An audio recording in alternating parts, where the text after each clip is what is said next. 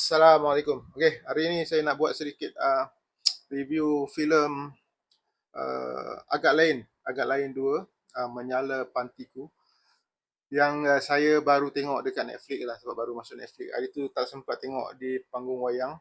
Hmm, movie first saya suka. Movie first saya sangat suka. Memang pecah, memang kelakar. Dan saya faham konsep Agak Lain ni macam mana dia menggunakan watak empat orang ni, cuma dia pergi kepada adventure yang berbeza lah. Dia tak ada kesinambungan dengan yang lepas pun. Dia memang setiap movie tu dia stand alone, dia berbeza. Cuma watak tu nama dia sama. Benda ni mengingatkan saya kepada cerita-cerita Piramli dulu lah. Watak Bujang Lapuk, Doremi. Walaupun memang Bujang Lapuk Doremi ni dia ada kesinambungan lah antara cerita-cerita tu. Tapi dia tetap membawa setiap cerita tu dia boleh stand alone lah. Dia tak perlu kaitkan dengan filem yang lepas kan.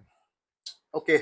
Um, Agak Lain 2. Saya secara jujurnya saya rasa saya berpendapat yang first punya lagi pecah pada saya, lagi lawak. Tapi secara keseluruhannya sebagai filem, saya rasa Agak Lain 2 ni lebih baik daripada sudut uh, bila dia berdiri sebagai sebuah filem sendiri, sebagai sebuah filem keseluruhannya. Saya rasa agak dua agak lain dua lebih baik, dari sudut penceritaan, dari sudut skrip, character development semua dan lakonan. um, Boleh saya katakan sebenarnya filem pertama memang filem komedi, tapi filem kedua ni saya rasa dia sebuah filem serius yang ada komedi di dalamnya. Sebab saya nampak dia lebih direction dia tu lebih kepada serious storytelling, tapi di along the way tu dia ada komedi lah.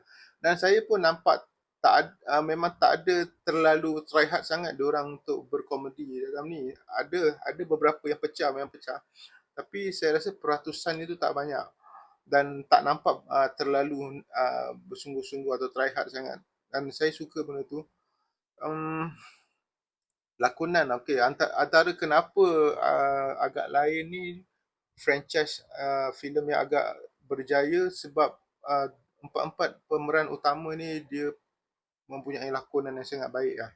Masa yang Part 1 kita tengok Oki Rengga macam mana dia menjiwai watak, dan kali ni kita nampak Boris pula dia lebih highlight kepada Boris daripada sudut emosinya kan.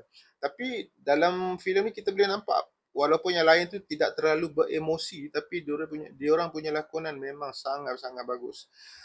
Dan bila lakonan sangat bagus tu sangat satu bila, bila lakonan sangat bagus tu dia adalah satu poin yang sangat penting untuk buat kita suka sebuah filem tu.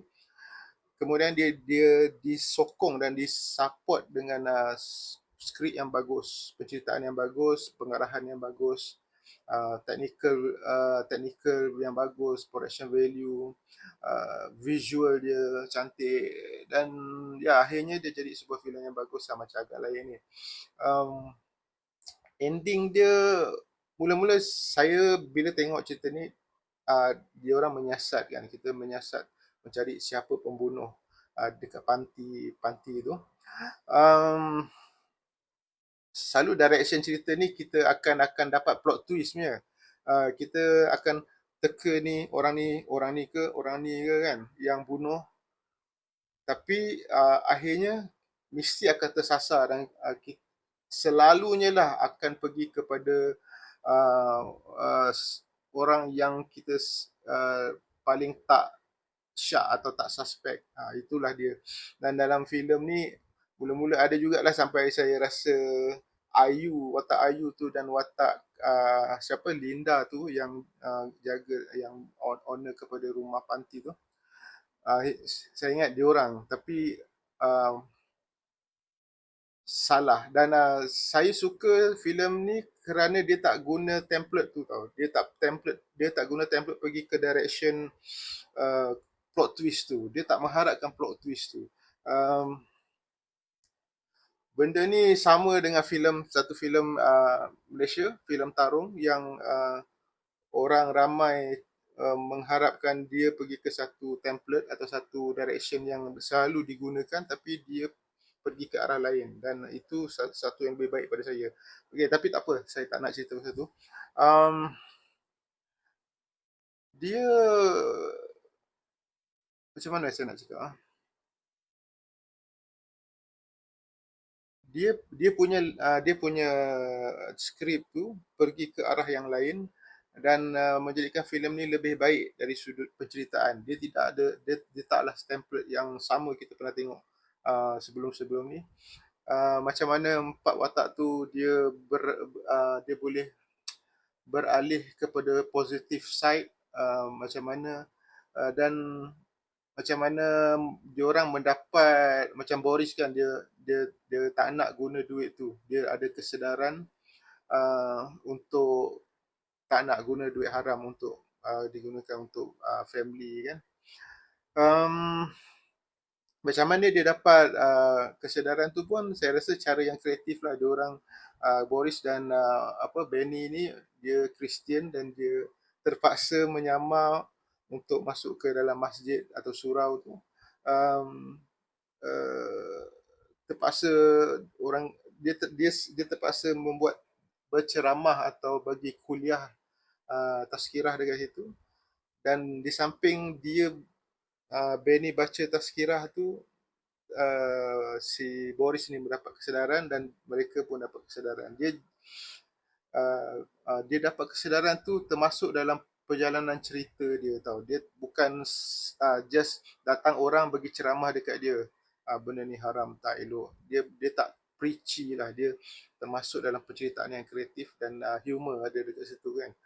Dan ya, endingnya pun saya suka macam mana diorang akhirnya daripada kerja sebagai polis, dan diorang berbakti kepada rumah tu. Dan satu watak yang mula-mula saya ingat tak ada closure, sebab dia ada build up dari awal, watak yang Ida, kata silap saya, yang perempuan buta tu. um, um, Sebab dari awal dia ada mention dia tunggu anak dia Fajar kan. Lepas tu dah habis cerita, saya tengok tak ada, macam tak ada closure. So rupanya dia ada lagi tambahan, apa uh, ada tambahan scene lepas keluar kredit tu. Dan betul-betul datang anaknya Fajar. Memang Fajar betul. Fajar sad boy. Dan itu satu closure yang bagus, dan kelakar dan cantik lah. Dan so movie ni saya rasa sebuah filem yang sangat bagus lah. So menantikan agak lain yang seterusnya lah. Semoga ada lagi idea-idea dan penceritaan yang lebih baik akan datang. Assalamualaikum.